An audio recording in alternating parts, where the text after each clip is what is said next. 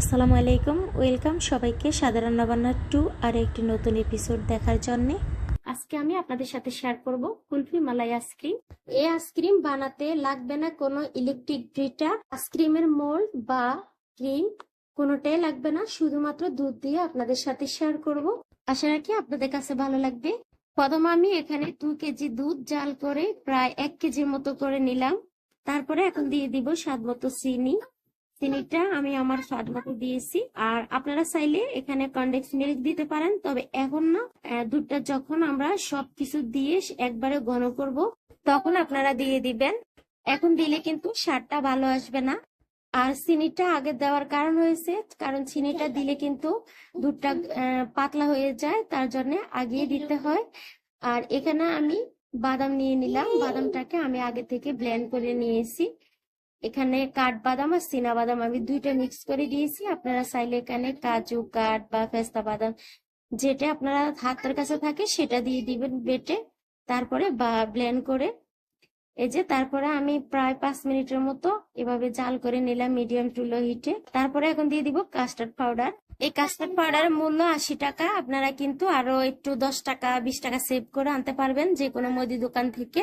আর আপনাদের হাতের কাছে যদি কাস্টার্ড পাউডার না থাকে সেক্ষেত্রে আপনারা কর্নফ্লাওয়ার দিতে পারেন 2 থেকে 3 টেবিল চামচ। এই কাস্টার্ড পাউডারটাই এরকম। আমি 1 কেজি দুধের সাথে 2 টেবিল চামচ কিন্তু এই যে কাস্টার্ড পাউডার দেব। আগে থেকে দুধটাকে আমি ঠান্ডা করে তারপরে দুধের সাথে মিক্স করে নিব। আর এই কাস্টার্ড পাউডারে কিন্তু সুন্দর একটা কালার আছে, এক্সট্রা কোনো কালার দিতে হবে না। আর আপনারা যদি কর্নফ্লাওয়ার দেন সেক্ষেত্রে আপনারা একটু food colour, yellow food colour দিলে আপনাদের কিন্তু কালারটা সুন্দরভাবে চলে আসবে। আর ফুড কালার না থাকলে সামান্য একটু জর্দা রং দিবেন, তখন কিন্তু সুন্দর একটা কালার আসবে। এই যে দেখুন, কথা বলতে বলতে কিন্তু আমার দুধটা ঘন হয়ে গিয়েছে আরো।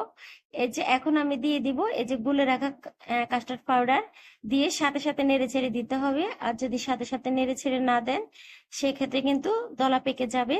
আর যদি আপনাদের যে দলা পেকে গেছে তখন কি করবেন, তখন আপনারা একটা ডাল ঘুটনি দিয়ে তারপরে ঘুটে নিবেন, দেখবেন একেবারে এভাবে মিশে যাবে।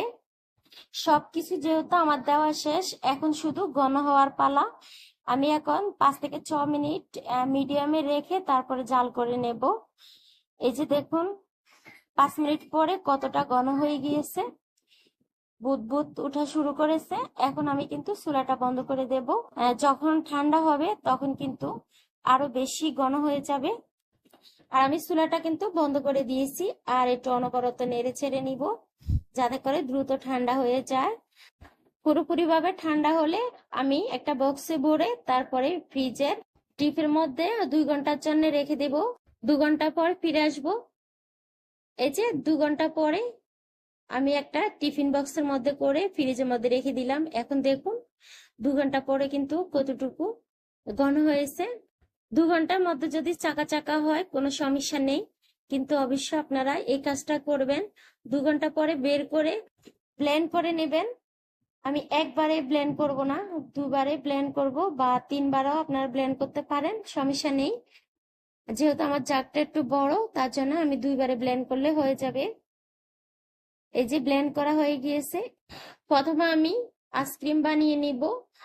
কফির যে গ্লাস আছে সেই গ্লাসের মধ্যে করে 1 টাইম গ্লাসগুলো আপনারা মুদি দোকানও পাবেন বা কনফেকশনারিতে পাবেন।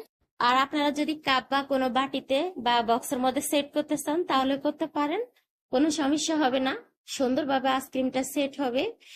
এই যে আমি 1 টাইম গ্লাসগুলা একটু সুন্দরের জন্য আমি নিয়েছি। আর আমার কাছে যেহেতু কাঠি ছিল তার জন্য আমি এই কাপগুলো ব্যবহার করেছি।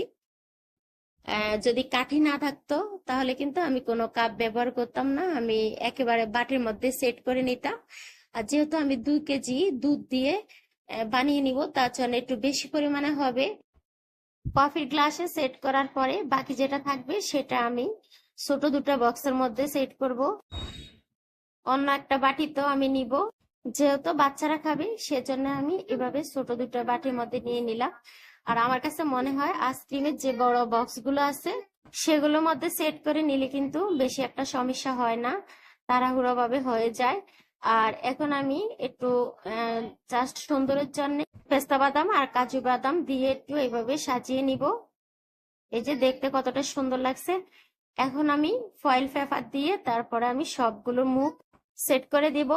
যেহেতু এগুলোর কোনো ঢাকনা নেই তার জন্য আমি ফয়েল পেপার দিয়ে দিব। আর এখানে ফয়েল পেপারের কিন্তু কোনো ভেজাল করতে হবে না। যদি আপনাদের বক্সের ঢাকনা থাকে সেক্ষেত্রে ফয়েল পেপার দেওয়া লাগবে না।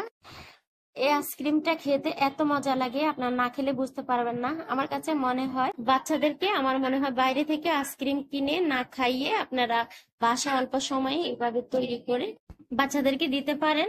আর এখন আমি ডিপ ফ্রিজে 5 ঘন্টার জন্য রেখে দিব। এই যে 5 ঘন্টা পরে ফিরে আসছি। এখন আমি আপনাদেরকে একটা এভাবে খুলে দেখাবো। কফির কাপ হলে কিন্তু ভালো হয়, এভাবে আপনার ছিঁড়ে ফেলে দিতে পারবেন। এই যে দেখুন কত সুন্দর হয়েছে।